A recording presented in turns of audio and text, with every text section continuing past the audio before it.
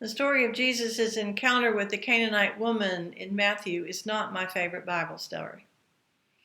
The way Jesus calls the woman a dog makes me feel embarrassed and angry.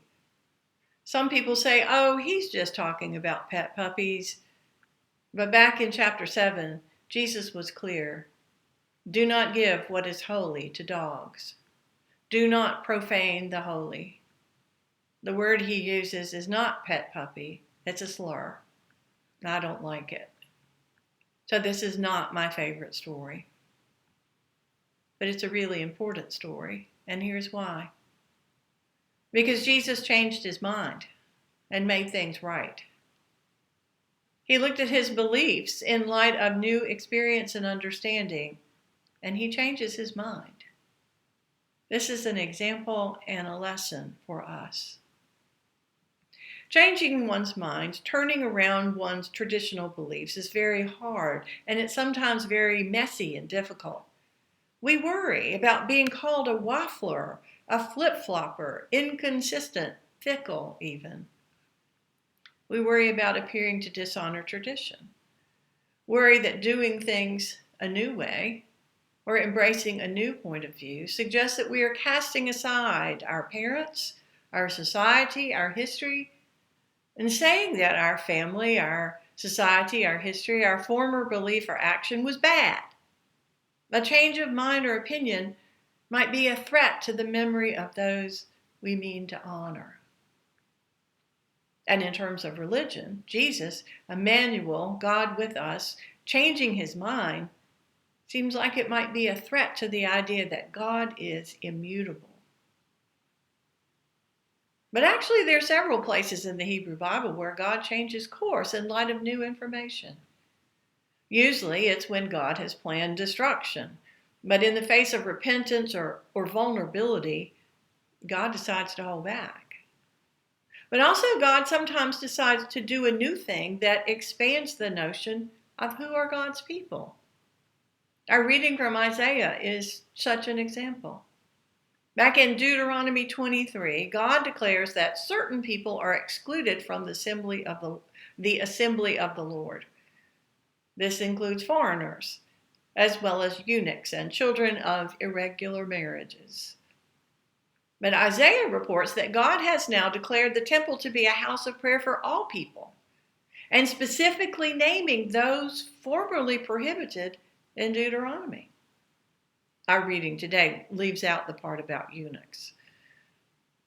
And those formerly named people were all from the outer edge of the category that we might call minority or marginalized today.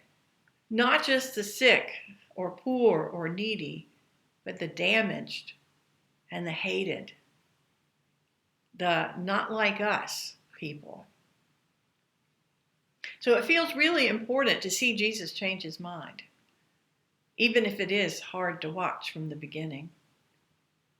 To see Jesus allowing himself to respond with the grace and mercy that is his essential self to someone who he initially considered beneath his notice and not his problem.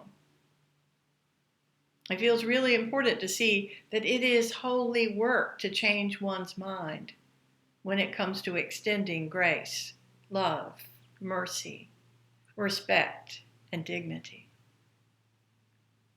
It also feels really important to see the Canaanite woman persist in the face of Jesus' dismissal of her, in the face of his rude comment.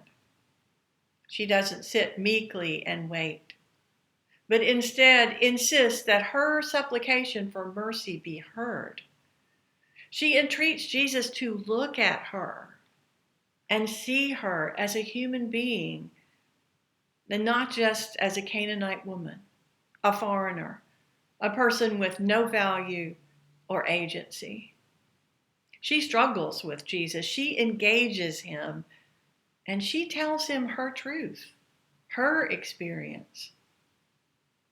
And in light of that, when he really hears what she is saying and recognizes the part he has to play in this situation, recognizes that he has a part to play in this situation, he changes his mind and restores her daughter to health.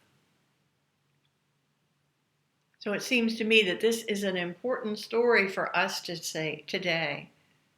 To see Jesus show his prejudice and be challenged, and to change his mind. We are a divided people in many ways. Politics divides us deeply, but even more urgent are our racial divisions. Many of us who are white are just now beginning to hear people of color speaking their truths.